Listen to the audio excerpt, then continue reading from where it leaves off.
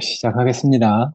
음, 어, 오늘 제목은 어, 믿음으로 의롭다함을 얻는다는 제목인데 로마서 4장입니다. 올려놓은 성경 구절은 다 충분히 읽어보셨으리라 생각하고 말씀드리겠습니다. 여기 이제 4장 1절에 그런즉이라고 이렇게 했는데 이것은 무엇을 부연 설명하기 위해서 하는 말이잖아요. 3장 28절부터 이제 30절까지 우리가 의롭다 함을 얻는 것은 율법의 행위에 있지 않고 믿음으로 되는 줄 우리가 알고 있다. 하나님이 유대인의 하나님 뿐이겠느냐? 이방인들은 그럼 어떻게 되겠냐? 하나님은 이방인의 하나님도 되시느니라. 이 말을 하려고 이제 그런즉이라는 말을 한 것이잖아요. 그러니까 아브라함 예를 이제 사장서부터 들고 있어요. 그러니까 할례자나 무헬라자도 다 믿으면 의롭다 하시는 하나님이다 하면서 이제 아브라함의 예를 쭉 들고 있는 것이거든요. 그러니까 우리가 이런 글을 읽으면서 하나님께서 우리가 누리며 살아가야 할 구원을 완성시켜 놓으셨다 해도 그것을 믿고 받아들이지 않으면은 우리 거듭난 사람, 이 속 사람이 어떻게 살아야 할지, 어떻게 거듭나고 어떻게 살아나는지 그 효력이 발생하지 않는 것이거든요. 그래서 하나님께서 객관적으로 완전하게 우리를 위한 구원, 그 구속의 사역을 성취시켜 놓았지만은 우리가 그것을 시인하고 받아들이지 않으면은 그러면 이제 하나님의 그 좋은 생명을 살리는 말씀도 효력이 없어지는 것이거든요.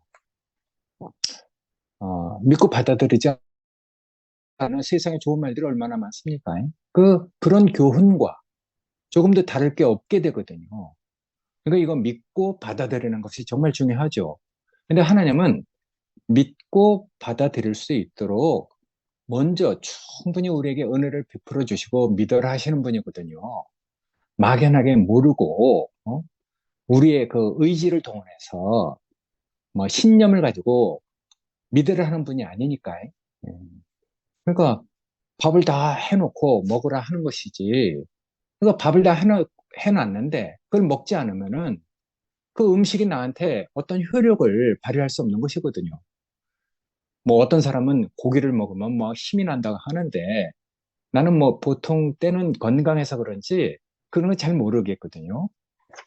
그러니까 밥을 다 해놓고 먹어라 하는데 밥 먹지 않으면은 그 효력이 발생하지 않는 것이죠.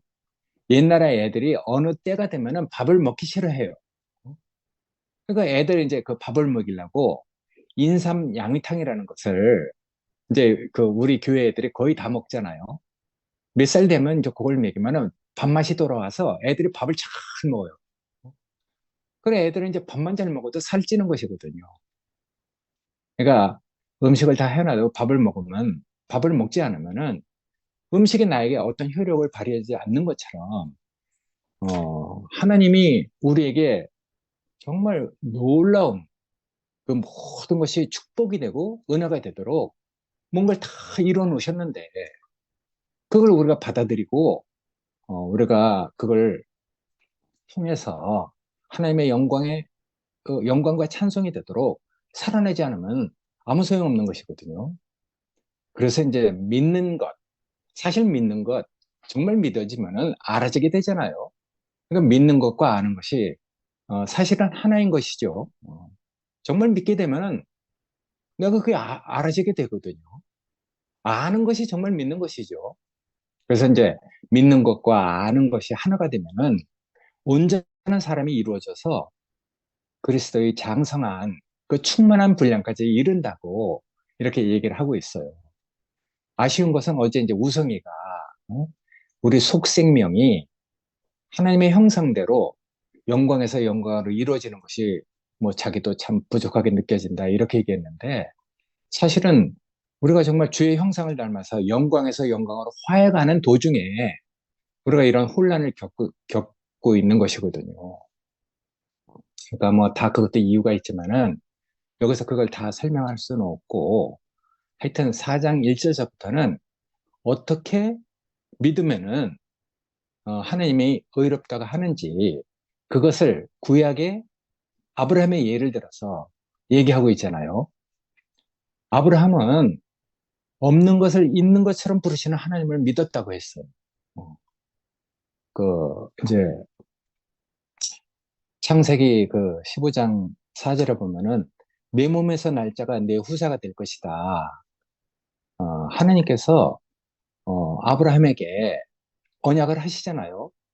하늘의 별들을 네가 봐라. 셀 수 있나 봐라. 그 별들을 셀 수 없는 것처럼 네 자손도 이와 같을 것이다. 그렇게 하나님이 말씀해 주시니까 그걸 믿었대요. 근데 아브라함이 에, 그 믿는 것을 보고 어, 아브라함이 여호와를 믿으니 여호와께서 이를 그의 의로 여기셨다 이렇게 얘기를 하고 있거든요.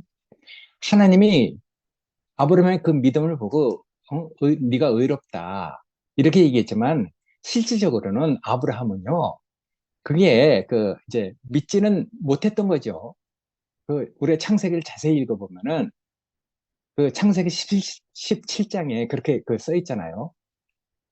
아브라함이 나이 99살 돼갖고 이제 하나님이 나타나셔갖고 내가 너와 언약을 세우겠다.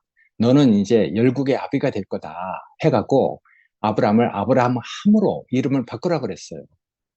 그리고 이제 17장 5절에 보면은 이후로부터는 네 이름을 아브라함이라 하지 않고 아브라함이라고 하겠다. 이렇게 얘기했잖아요. 사실은 아브라함이라는 말은 ABRM, 네 글자잖아요. 근데 거기다 H가 붙여져. 이제 지방교회 하여튼 해석을 보면은 아브라함이라는 네 단어에다가 H가 이렇게 붙여져서 4 더하기 1이 되잖아요. 4는 피조물의 숫자인데 1은 창조주의 숫자가 더해졌다는 것으로 이제 얘기하고 있는데 그것도 그대로 의미가 있는 것이죠. 그리고 이제 사례를 갖다가 사라라고 하잖아요. 나의 왕녀라는 뜻이 이제 왕녀라는 뜻으로 이름이 바뀌어진단 말이에요. 나의 왕녀라는 말은 의미가 좁잖아요. 근데 왕녀라는 것은 이제 의미가 넓어지는 것이죠. 그래야지 이제 열국의 아비 어미가 되는 것이거든요. 그래서 이제 그 뒤로 남자는 다 할례를 받아라. 그것이 너와 나의 표징이다. 이렇게 얘기해갖고 이제 이렇게 어떤 일을 하셨어요. 근데 그 뒤에 보면은 여전히 아브라함이 하나님이 하시는 일을 믿지 못한다는 것을 계속 얘기하고 있거든요. 아브라함이 엎드려 웃으며 심중에 이르되 100세 된 사람이 어찌 자식을 낳으리요? 사라는 90세니 어찌 생산을 하리요? 하고 아브라함이 하나님께 고하니까 고하고 그렇게 얘기했다는 것이거든요. 이스마엘이나 어? 이스마엘이나 하나님 앞에서 살기를 원하나이다 이렇게 얘기했더니 하나님께서 그렇게 얘기해요. 아니다. 네 아내가 정녕 네게 아들을 낳으리니 그 이름을 이삭이라 해라. 이렇게 얘기했거든요. 그리고 이제 내가 그와 언약을 세워갖고 그 후손에게 영원한 언약을 세우겠다. 이렇게 얘기를 했는데도 18장에 보면 계속 믿지 못해요. 사라가 그렇게 얘기하잖아요. 아이고, 우리 주인이 내가 나이 많아 늙었고, 사라의 경수도 끊어졌는데, 속으로 그렇게 얘기하잖아요. 내가 노쇠하고, 내 주인도 늙었으니, 내가 무슨 낙이 있으리요. 이렇게 얘기한단 말이에요. 그러니까 사실은 99살 때까지 아브라함하고, 사라는 사실은 믿음이 없었어요. 근데 이제 100세 때, 할례를 받고 이삭을 얻고 나서는 이제 정말 믿지 않을래 믿지 않을 수 없는 사람이 됐거든요. 마치 죽은 자와 같은 자기들에게 하나님이 내년 이맘때 네 몸에서 이제 아들이 날 것이다 이렇게 얘기했는데 이삭을 얻고 나서부터는 어떻게 안 믿을 수 있겠어요? 마치 죽은 자와 같은 자기에게서 정말 생각할 수 없는 이삭이 나온 것이니까. 그러니까 이삭을 얻고 나면은 안 믿을래야 안 믿을 수가 없어요. 그때서부터 이제 그의 믿음이 변하지 않고 우리의 믿음이 조상이 된 것이거든요. 근데 그렇게 우리의 믿음의 조상이 됐을 때가 아브라함일 때가 아니고 아브라함 때였어요. 사라 때가 아니고 사라 때였었거든요. 그땐 율법도 없었어요. 할례를 받기 전이거든요. 근데 하나님이 주신 그 언약을 믿었기 때문에 하나님이 이를 갖다가 아브라함의 의로 여겼다는 거예요.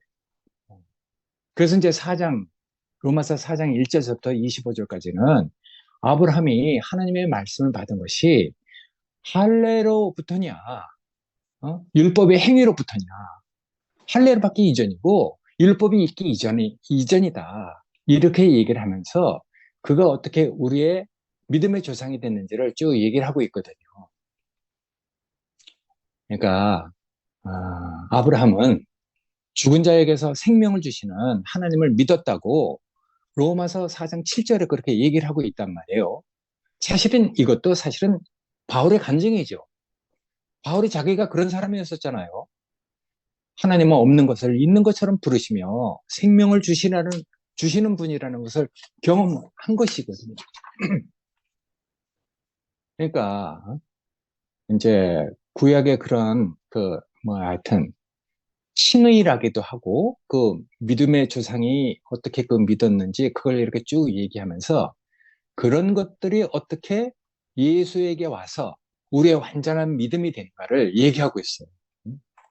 로마서 3장 24절에는 그렇게 얘기하고 있잖아요. 그리스도 예수 안에 있는 구속으로 말미암아 하나님의 은혜로 값없이 의롭다 하심을 얻은 자 되었다. 이렇게 얘기했는데 이 하나님의 은혜로 값없이 의롭다 하심을 얻은 자 되었다 하는 것도 사실은 바울의 간증이거든요. 어. 바울은 자기가 하나님께 대해서 예수에게 대해서 죽었다는 것을 발견했잖아요. 그러니까 자기가 정말 하나님의 믿음을 율법을 지키기 위해서 예수 나사렛 예수 이단의 예수 그 졸개들을 그 교회를 핍박하기 위해서 쫓아가다가 다메섹 근처에서 예수를 만났단 말이에요.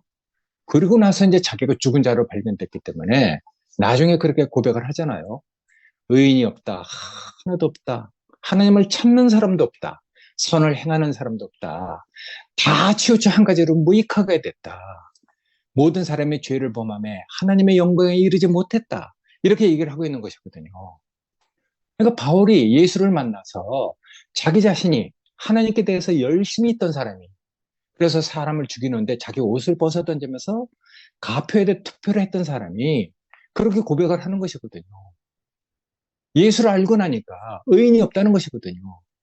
정말 하나님을 찾는 사람도 없다는 것이죠. 이것은 이제 세계관이 이렇게 달라졌기 때문에 이렇게 얘기를 하는 것이잖아요. 하나님의 영광에 이르지 못했다는 그 시각을 가지고 얘기를 하는 것이죠. 그래서 바울은 예수를 죽이고 핍박하던 자기에게 이 죄 많은 곳에 은혜를 더해 주셨구나. 자신을 그래서 이제 그 다음에는 이방인과 유대인, 헬라인과 야만인 자기가 모든 사람에게 빚진 자로 자기 자신을 알게 됐어요.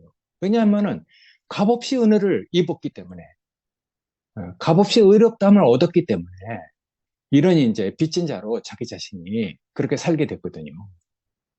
그러니까 우리가 정말 예수를 만나서 내가 정말 죽은 자로 발견돼서 이 죄 많은 곳에 은혜를 넘치게 하셨구나.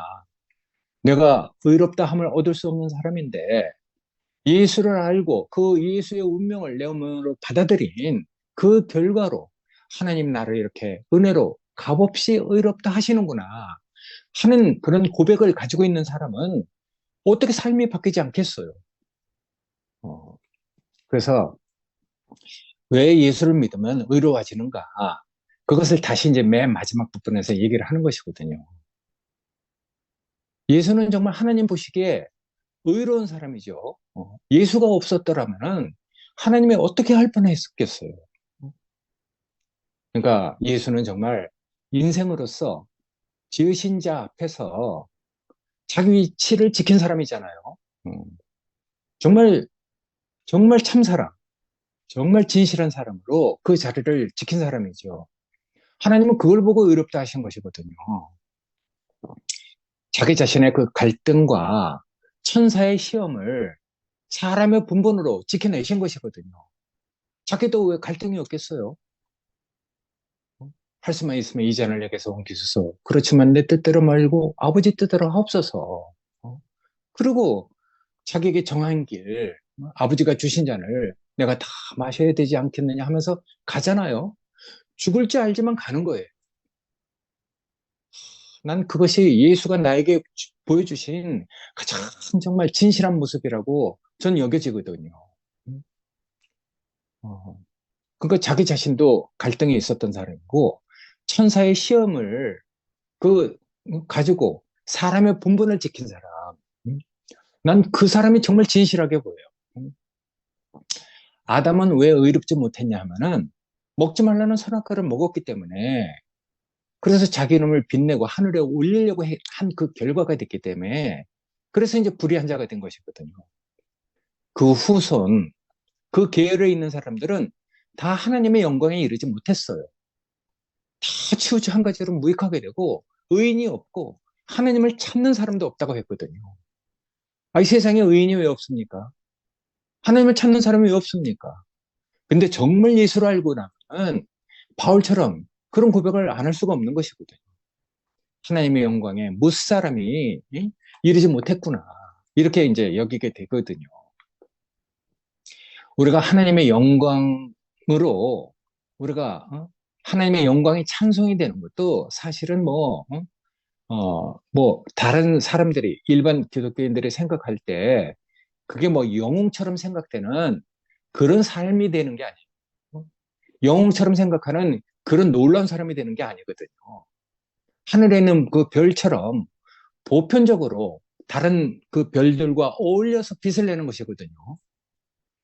하늘에 있는 그 별들이 정말 다른 별들하고 어울려서 그 밤하늘에 그 별, 그 뭐야, 밤하늘에서 반짝이고 있잖아요. 난 어렸을 때 은하수를 봤어요. 하늘에 정말 정말 응?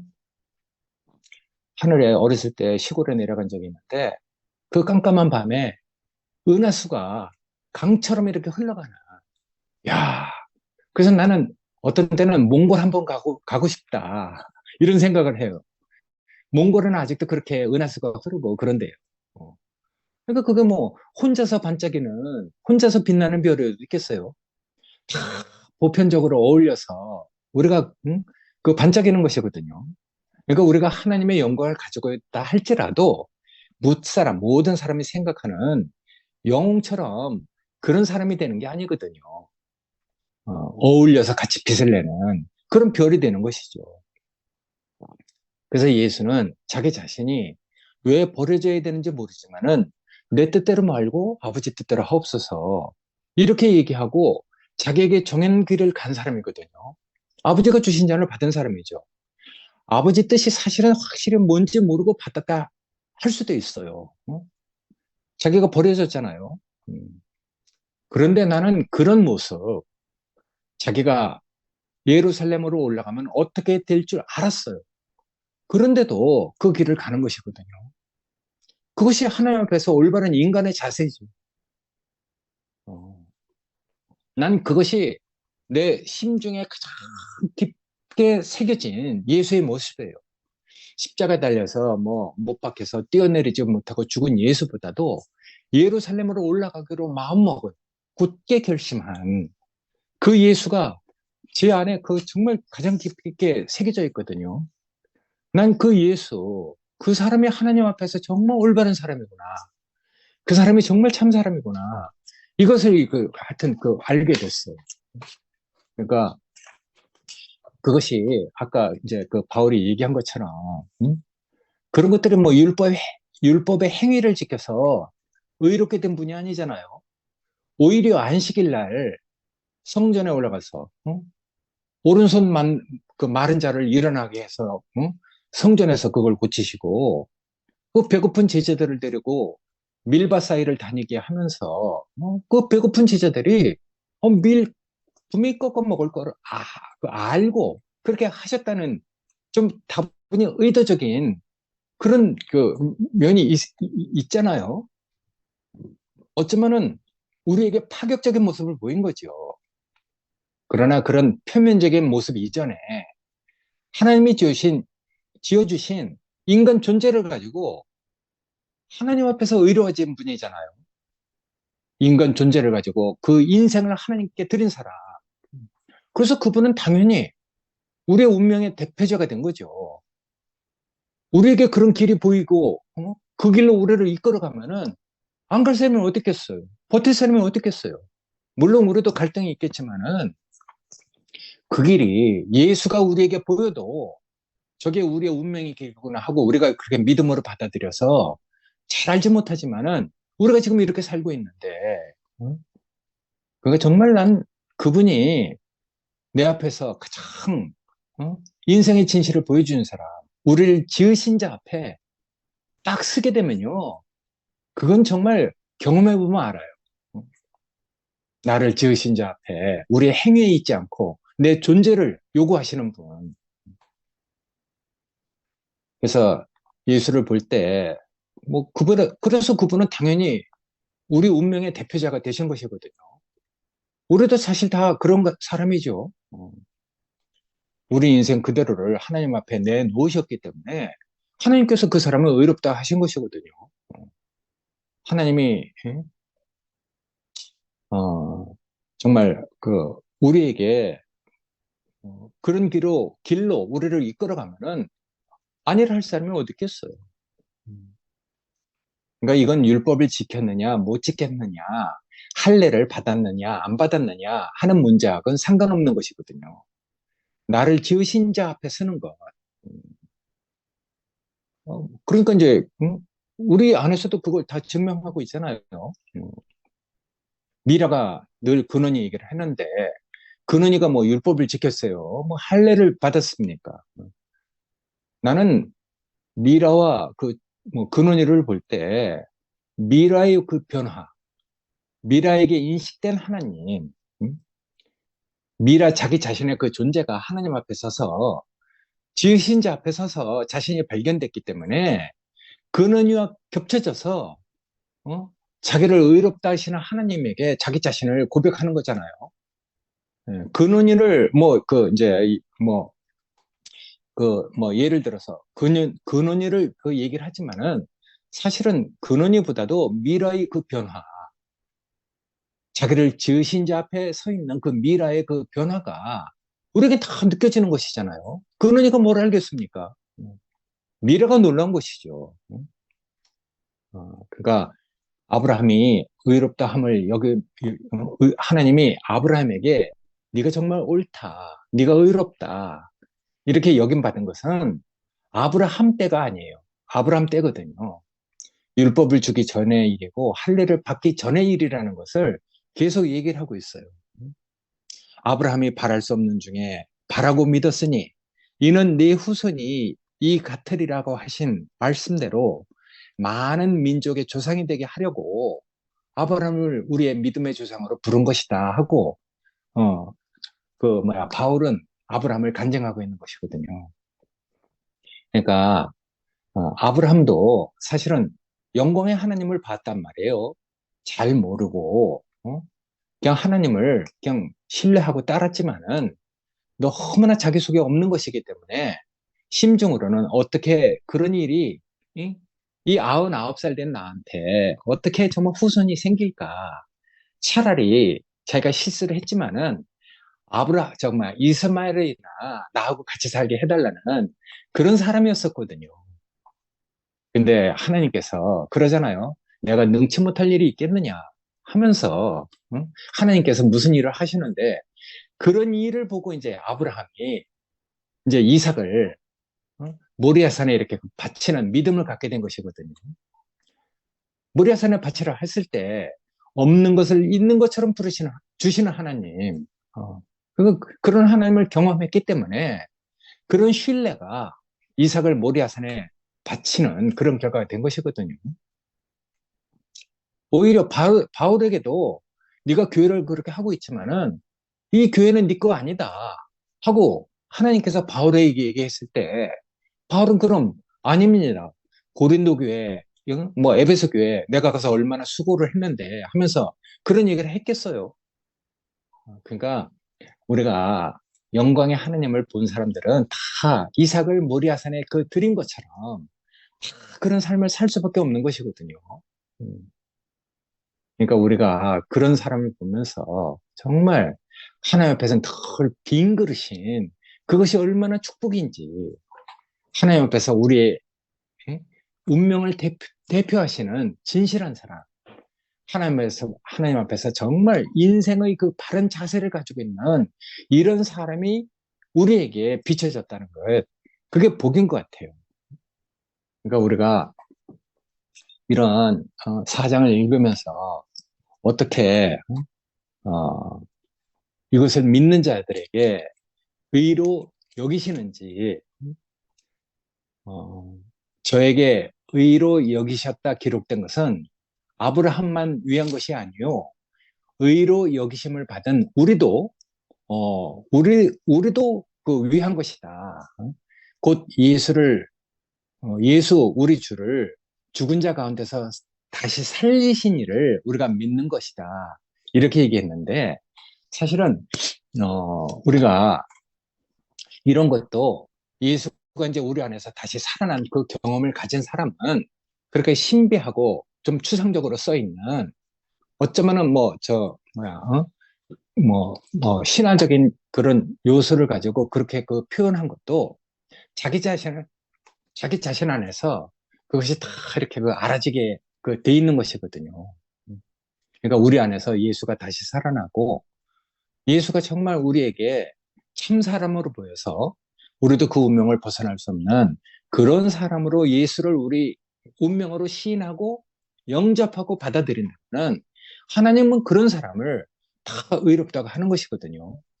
그래서 믿는 자에게는 차별이 없대. 이방인이나 유대인이나 헬라인이나 야만이 차별이 없다는 것이거든요.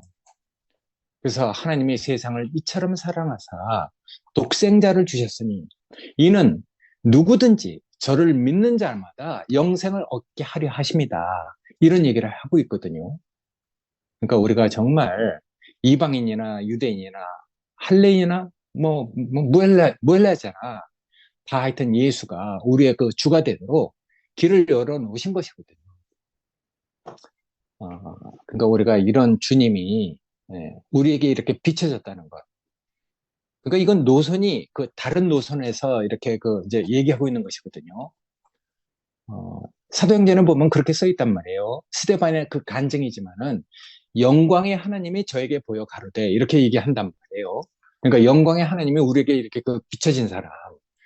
그래서 그 하나님의 그 약속이 그리스도를 통해서 어떻게 우리의 그 진실한 운명을 비춰냈는가.